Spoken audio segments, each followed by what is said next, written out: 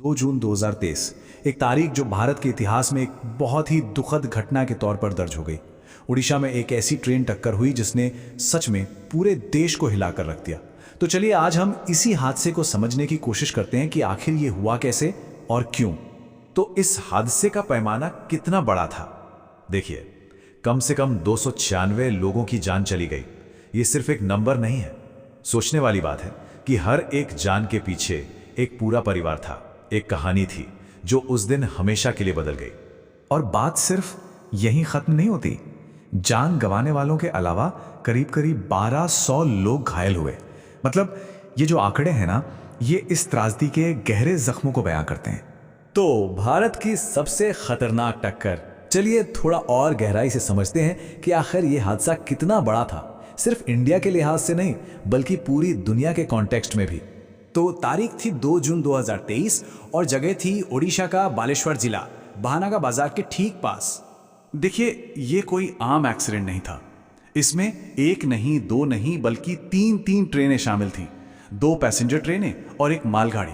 और अगर हम इतिहास देखें तो 1995 में फिरोजाबाद में जो रेल हादसा हुआ था, उसके बाद ये भारत की सबसे भयानक रेल दुर्घटना थी। और सिर्फ भारत की ही नहीं, पूरी दुनिया में 2004 की श्रीलंका सुनामी ट्रेन दुर्घटना के बाद ये सबसे जानलेवा रेल आपदा मानी गई। लेकिन सबसे बड़ा सवाल तो यही है, आखिर ये हुआ कैसे? 3 ट्रेनें एक ही जगह पर ये कैसे टकरा सकती हैं? वो क्या सीक्वेंस था घटनाओं का जिसकी वजह से इतनी बड़ी तबाही हुई? चलिए इसको स्टेप बाय स्टेप समझने की कोशिश करते हैं। तो सबसे पहले इस लेआउट को देखिए। ये भानागा बाजार स्टेशन का नक्शा है। आप देख सकते हैं यहाँ पर कई पटरियां हैं, कुछ मेन लाइंस हैं और कुछ साइड में लूप लाइंस। बस इसी कॉम्प्लेक्स ट्रैक सिस्टम पर वो सब कुछ हुआ जो नहीं होना चाहिए था।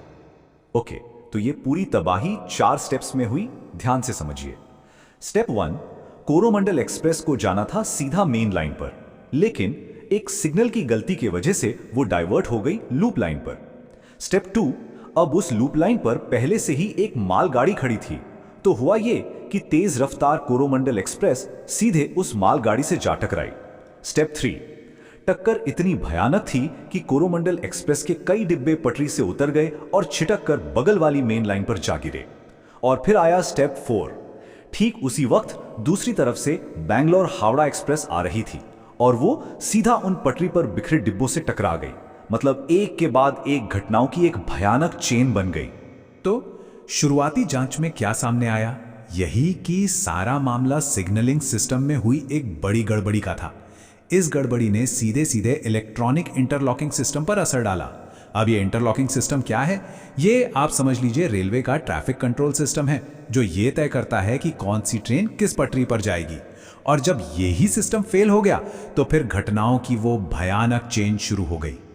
अब जब इतना बड़ा हादसा होता है तो सबसे बड़ी चुनौती होती है बचाव और राहत की।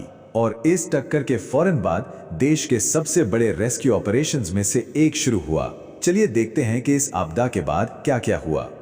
ये रेस्क्यू ऑपरेशन वाकई बहुत बड़ा था। सोचिए, एनडीआरएफ यानी नेशनल डिजास्टर रिस्पांस फोर्स की टीमें थीं, ओडीआरएफ यानी ओडिशा की रैपिड एक्शन फोर्स भी थी, 15 से भी ज्यादा फायर रेस्क्यू टीमें, 100 डॉक्टर्स, 200 पुलिस के जवान और 200 एम्बुलेंस, सब फौरन मौके पर जुटे। और सबसे बड़ी बात, वहां के लोकल लोग, वो भी फौरन मदद के लिए आगे आए, लोगों को पानी पिलाया, जितनी हो सके उतनी मदद की।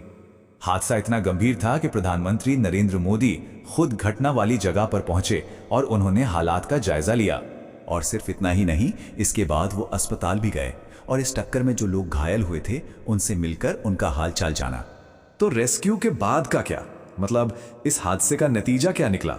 अब एक नजर डालते हैं इसके परिणामों पर, मुआवजे पर और जो जांच शुरू हुई उस पर। सबसे पहले तो पीड़ितों और उनके परिवारों के लिए मुआवजे का ऐलान हुआ इंडियन रेलवे की तरफ से।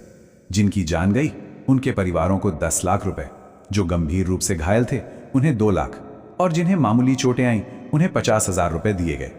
इसके साथ साथ पीएम नेशनल रिलीफ फंड से भी मदद का ऐलान हुआ। मृतकों के परिवारों के लिए 2 लाख और घायलों के लिए 50,000 रुपए की अतिरिक्त राशि दी गई। इस पूरी त्रासदी को देखते हुए ओडिशा सरकार ने एक दिन के राजकीय शोक का भी ऐलान किया। अब इस तरह की घटना के बाद राजनीतिक असर होना भी लाजमी था। कई विपक्षी पार्टियों ने जवाबदेही तय करने की बात की और रेल मंत्री अश्विनी वैष्णव के इस्तीफे की मांग भी उठाई। मामले की गंभीरता को देखते हुए 4 जून को रेलवे बोर्ड ने सिफारिश की कि इस पूरी घटना की जांच अब सीबीआई यानी सेंट्रल ब्यूरो ऑफ इन्वेस्टिगेशन को सौंप दी जाए। और आखिर में ये सब हमें एक बहुत बड़े और जरूरी सवाल पर लाकर छोड़ देता है। ये टक्कर सवाल उठाती है कि भारत का इतना बड़ा जो रेलवे नेटवर्क है, उसकी सुरक्षा और मॉडर्नाइजेशन को लेकर आखिर हम कहां खड़े हैं। ये एक ऐसा सवाल है जिस पर सोचना बहुत जरूरी है।